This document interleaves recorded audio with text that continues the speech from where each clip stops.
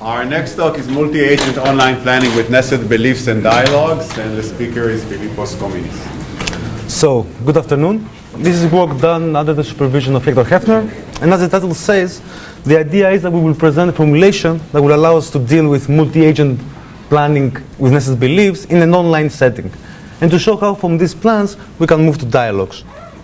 So as a motivation/introduction, we are interested in having formulations where planning in the presence of multiple agents will allow us to be able to reason not only about the world and what we know about it or what other agents know, but also about the nesting of this knowledge, what agents know about what other agents may know or may not know. We had the previous formulation, which was dealing with conformant problems, but in real application, very few problems are actually conformant. On the other hand, full contingent is too expensive because you need to find a plan that will satisfy the goal for all possible initial states. So we will tackle the problem in an online setting. So the idea is we will use a plan from a single agent's point of view, execute the plan, replan if necessary, and now plans must work only for the true hidden state. So as an example, we have the active muddy child, which is a similar example to muddy children. A number of children, some of them possibly muddy, all of them can see each other but they cannot see themselves. It is common knowledge that at least one of them is muddy, and the goal is for one specific child to know whether it is muddy or not. And the actions that he can apply is ask each child whether it knows it is muddy. So a conformant plan for this problem will be a sequence of actions. Ask all children one by one. A contingent plan will be a contingent tree covering all possibilities depending on the possible observations. While an online plan, and this is what we wanted to be able to represent with our formulation, would be a sequence of actions where the agent needs to ask only the children which are actually observed to be muddy. So we extend previous work that dealt with conformant problems, and from now on we have the same assumptions as our previous work. The set of possible initial states are common knowledge, physical actions are public, sensors are common knowledge in the sense that I know what you are capable of sensing, and sensing actions are public, meaning that I know which sensing action has been applied, while I don't know its actual outcome for the sensing agent. The language we consider in planning problems P, a set of agents, an initial state. We have physical actions that have owners, sensing actions, and passive sensors. And G is the goal, where now the goal can either be objective or epistemic. So within this framework, physical actions change the world, and the role of the owner is that while in the single agent, in order to apply the actions, the preconditions must hold in all possible initial states at that moment in time. Here, what we want is the owner of the action to know that the preconditions hold, not necessarily the planning agent himself. Sensing actions where a subset of the agents can sense an objective or an epistemic formula, and passive sensors which reveal information without having to act. So we do this by defining a belief representation, which is basically divided in two parts. First is the external view. So we define the joint beliefs as a set B of T, which are the beliefs of all agents at time T, which again is a set of conditional beliefs. Conditional beliefs is a set of the beliefs of the agents, but now conditioned on assuming that S was the true hidden state. So B is S of T is a tuple.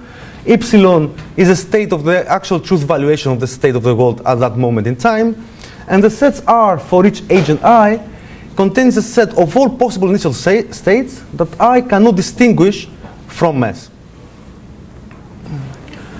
Within this formulation, within this representation, a physical action now has two effects. First, since the action is applied, it means that the owner of the action knows that the preconditions hold.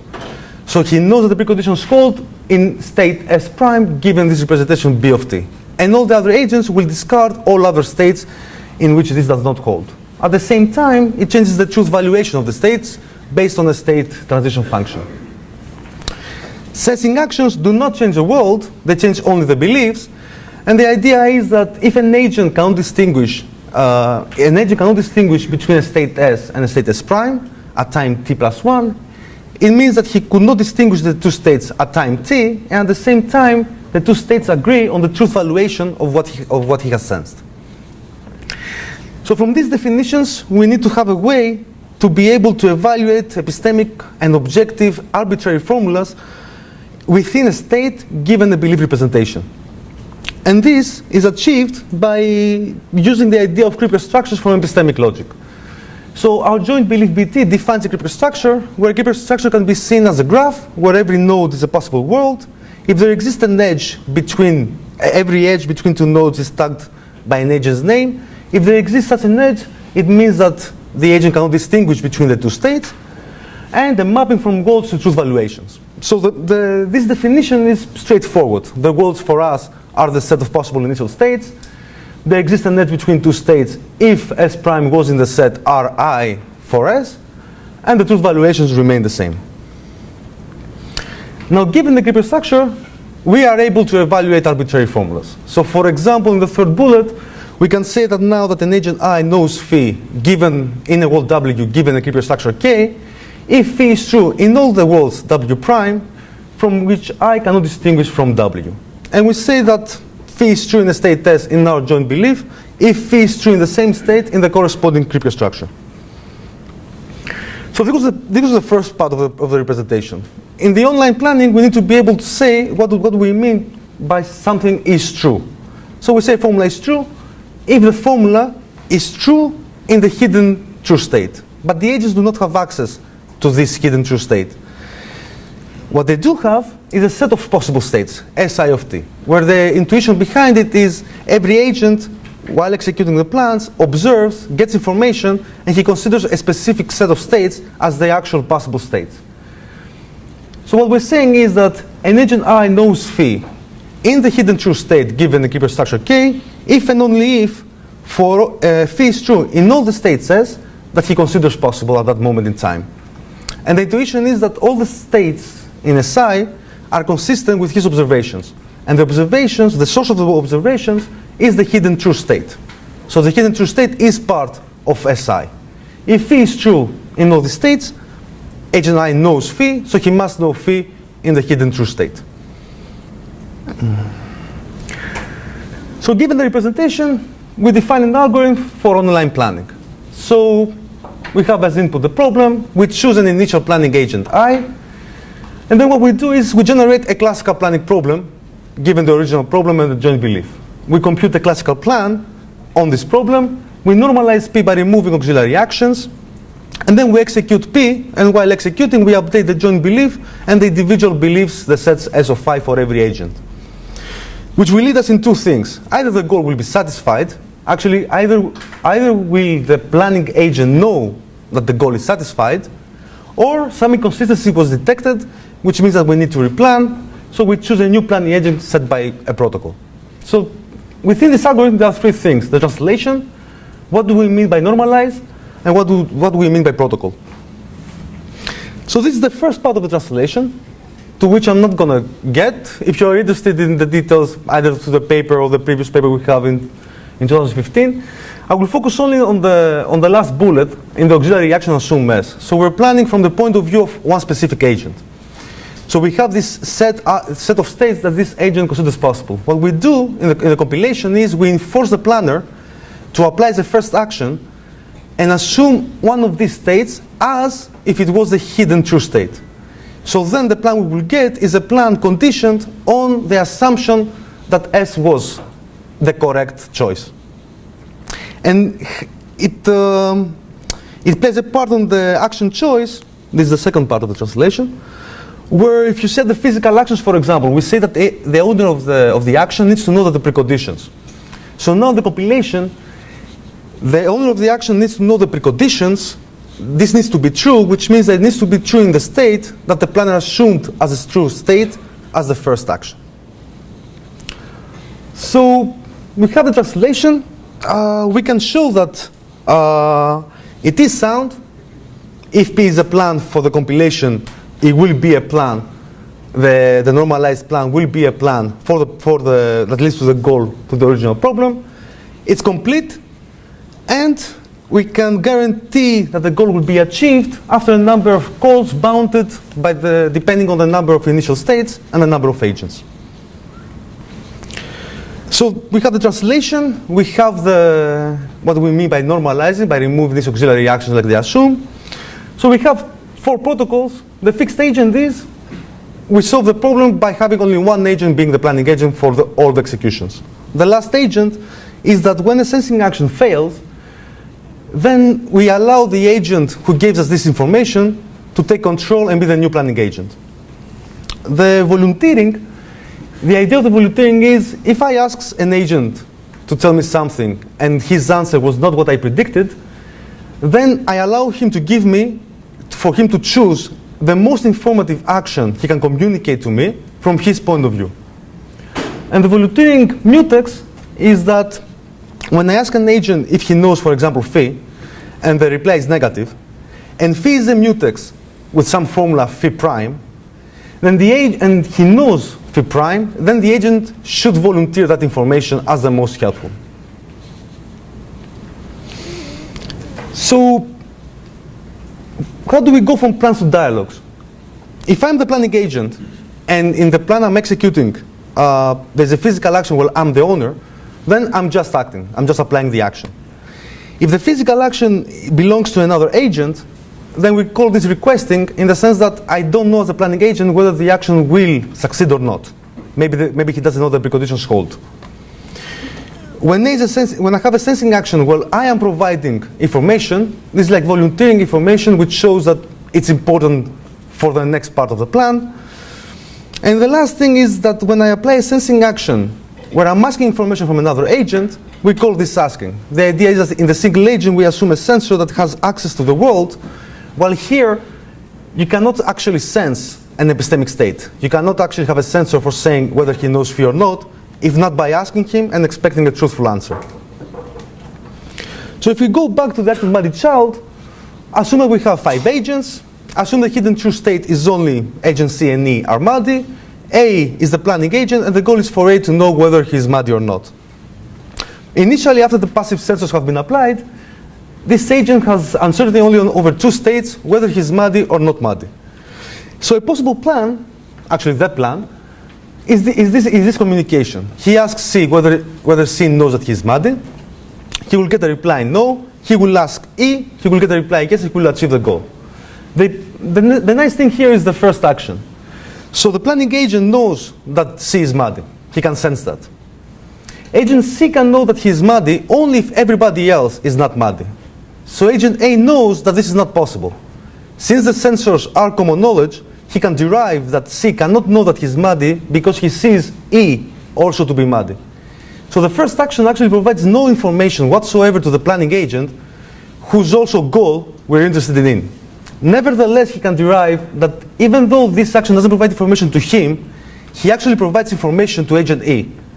And that's what he gets by then asking E, which allows him to achieve the goal. So a second problem. So imagine a grid where 2 agents have a different point of view on the grid. On the left, we can see what agent A sees. In the middle, what B sees. On the right, the actual hidden true state. So the idea is that the cover positions are positions where agents cannot see, and the goal is for A to know where Q is and for B to know where W is. So we see 2 traces based on this hidden true state with different protocols. So in the first one we see that A, also I have to mention that the only actions we allow here is moving the visible to both objects, plus that the only communication, you cannot communicate the position of the object that you see, but you can communicate spatial relationships. So you can say whether the object is on the left, right, on top or bottom of another object. So we see on the left, for example, that B starts asking about spatial relationships A starts asking B about spatial relationships of Q, where the stars indicate that there was a replanning phase because he assumed something different as an answer. And he continues asking until the point where he cannot do anything else. So then he moves an object to create a new spatial relationship on which he can ask B, he gets the answer, he knows now the position of Q, and he creates himself a new spatial relationship in order to communicate W to the second agent. On the right, the trace is similar. The difference is that after the first question of A, B volunteers that he also doesn't know another spatial relationship of Q. And the reasoning here is, if Q had a special relationship with another object, he would communicate that. Since he doesn't have, he chooses to communicate a special relationship which is possible, but not true under his observations, as it's more informative, the most informative answer he can give to A. Here there is a list of related work. I'm not going to go through them. It is just an interesting list, in my opinion, in the sense that in this list you can see the approaches and the trade-offs each author does, and the trade-offs are basically between simplicity, expressivity, and computational ability. So as conclusions, we present an online belief tracking formulation, which allows us to model nested beliefs. We define transformation to classical planning. We use it within a framework of plan, execute, observe, replan if necessary, and the planning is done from the perspective of the agents. As future work, obviously the first thing is to improve the translation. So now we are quadratic to the number of states, whether it is possible, for example, to go linear or better. Maybe move from this semantic approach to a syntactic approach, where other works in the previous slide, for example, are following. And lastly, relaxing the assumptions that we do initially, where everything is public as the actions, and the communication is known that it's happening. That's it.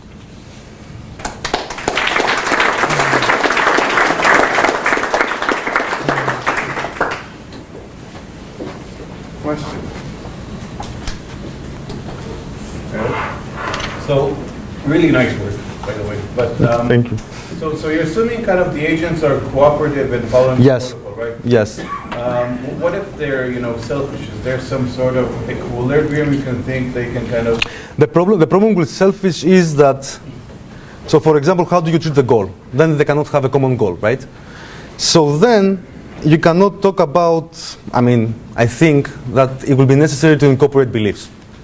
To incorporate the fact that you have private actions, which then creates a new problem on how do you represent actually this, right? And also from a planning point of view, as soon as you allow beliefs, especially even in a cooperative framework, but where the goal is not common knowledge, then there is another problem, which is, what does it mean that you have achieved the goal? So for us, what was important is that we defined a formal way of saying that the goal is satisfied, meaning that the planning agent knows the goal, which is also relevant with single agent, where we say that in the contingent format the goal is satisfied, but it's very informally, right? We say it is true in all states because it is objective.